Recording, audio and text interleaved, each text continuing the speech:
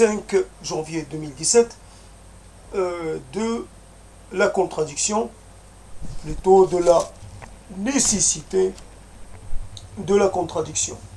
Il y a un besoin effectif, un besoin récurrent d'être contredit, d'être amendé. Voilà. La question, voilà un concept intéressant, l'amendement. Souvent, on parle d'un amendement, on a une idée assez vague de ce que c'est. On pourrait appeler ça une contribution, une amélioration, un enrichissement.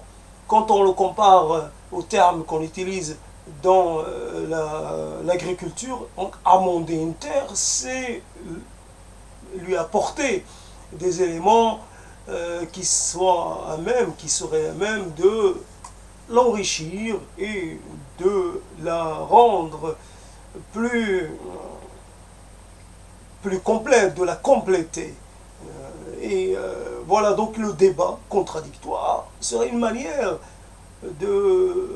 d'accomplir un meilleur rendement, un meilleur enrichissement, une meilleure récolte. La contradiction permet d'éviter la siccité. Il y a obligatoirement dans tout effort intellectuel, dans toute tentative de comprendre et de trouver des perspectives, il y a toujours à un moment donné un horizon limité. Il y a toujours une limite qu'on n'arrive pas à franchir si on n'est pas contraint de fournir un effort qui n'était pas attendu, un effort assez déstabilisant, mais qu'au final il est largement bénéfique et largement positif, comme on dit. Le débat contradictoire amène à rester vigilant, à rester prudent. Souvent nous sommes menés par une certaine logique, et une logique unilogique finalement, qui nous amène à ne plus tellement nous rendre compte qu'il peut y avoir une approche et des approches différentes d'un même phénomène, comme notre vision physique, biologique ou physiologique est limitée. Nous ne percevons pas toutes les nuances du spectre lumineux, et notre oui est elle aussi limitée. Nous sommes aussi dans notre pensée limitée par des tas de mécanismes, le cheminement de la pensée, notre pensée, et ce qui la motive, ce qui la nourrit, et finalement, ça se retourne contre elle-même. Elle est enracinée dans un contexte particulier, se nourrit d'un substrat particulier et finit par n'être que l'émergence, que la représentation, que la partie émergée de ce substrat. Et finalement, il n'y a qu'une production uniforme. Et donc la contradiction permet la multiformalité, ou l'approche permet la vision multiple, la vision assez diverse. Et nous avons besoin de ne plus être tellement en convergence avec nous-mêmes. Nous avons besoin de sortir de nous-mêmes. Et c'est par la contradiction que nous sommes amenés à réaliser cela.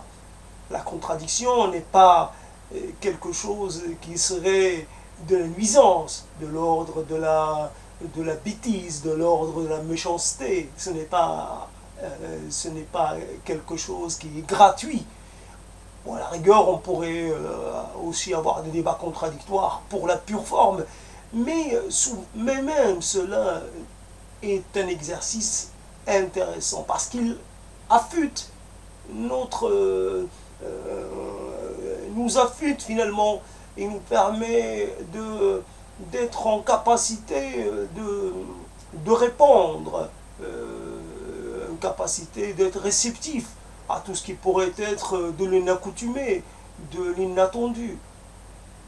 Voilà, donc une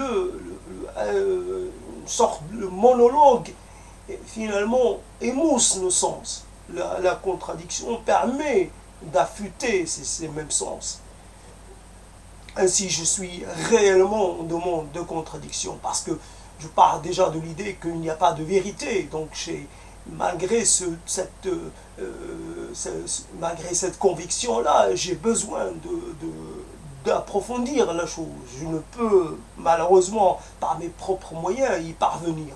Je suis limité parce que je n'ai pas la capacité de fournir l'effort nécessaire pour sortir de mon propre cadre symbolique, intellectuel, linguistique, etc. Je suis limité par mes limites naturelles ou culturelles et aussi par ma motivation. Je ne suis pas suffisamment motivé pour aller fureter du côté des philosophies que je n'ai jamais côtoyées, etc., etc.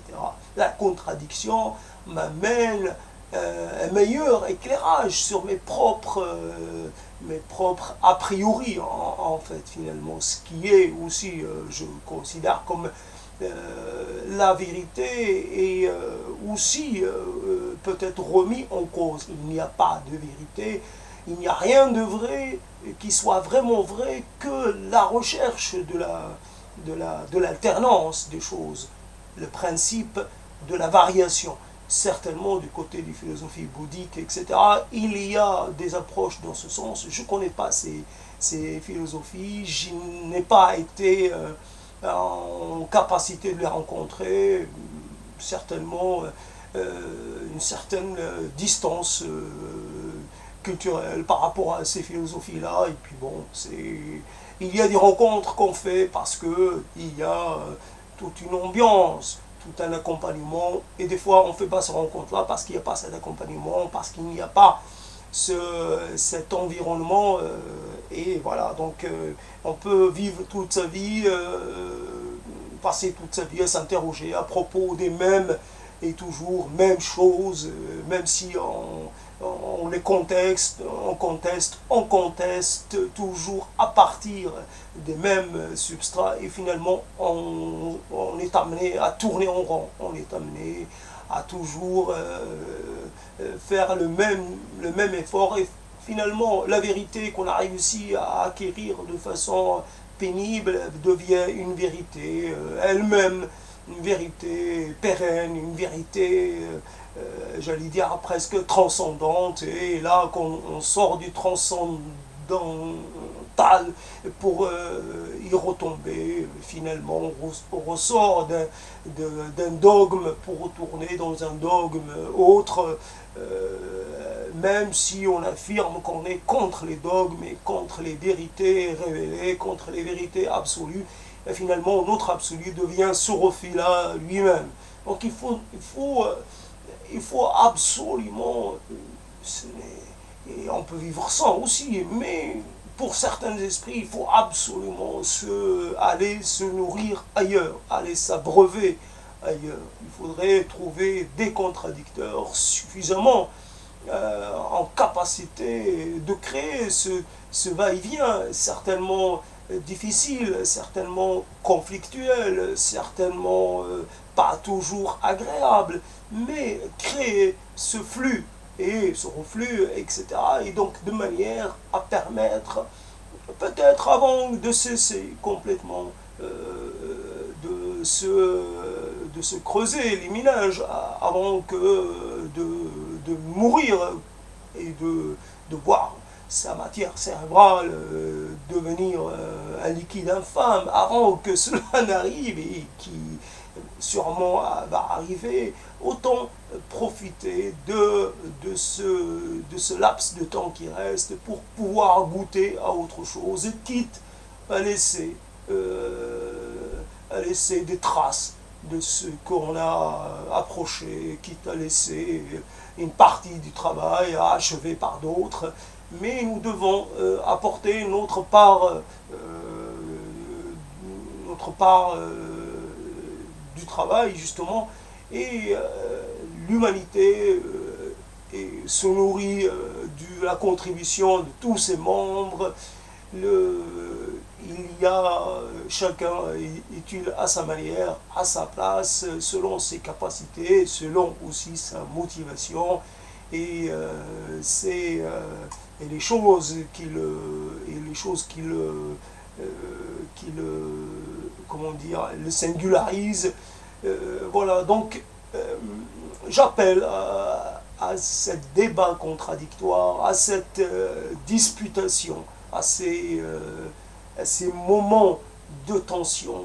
J'appelle à cela les gens qui voudraient bien y répondre pour pouvoir me contester sur mes fondamentaux, mais à partir, là aussi, évidemment, la condition, c'est que on ne m'apporte pas une vérité toute faite et toute bien jolie, bien ficelée, mais plutôt le principe du mouvement, le principe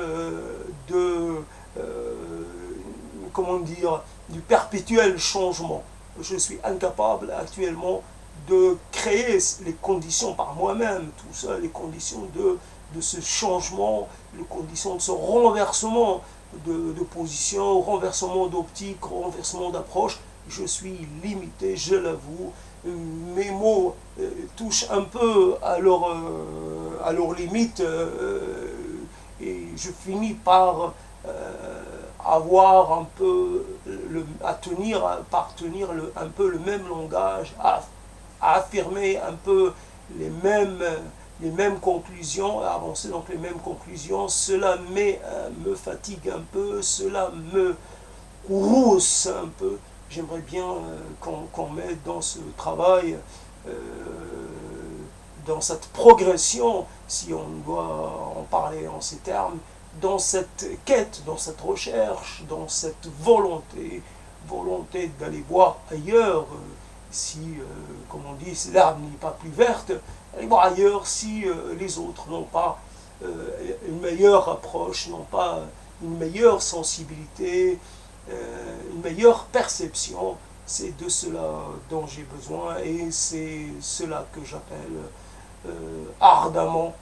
J'appelle à ce que d'autres me rejoignent dans cette tâche de trouver cette tâche d'éclairance, cette tâche de clairvoyance, cette tâche de pertinence. Voilà, une meilleure pertinence, une plus profonde pertinence dans le rapport qu'on a aux choses, dans leur diversité, dans leur complexité, évidemment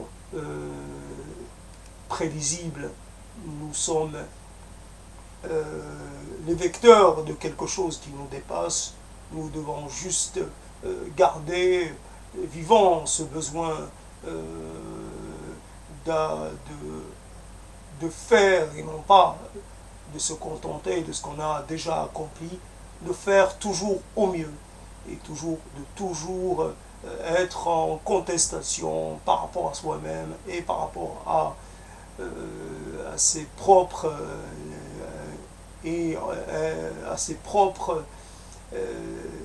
à ses propres convictions. Les convictions de ce jour ne doivent pas être les mêmes. Il y a un besoin intérieur de changement et de renversement des priorités et de renversement de perspectives.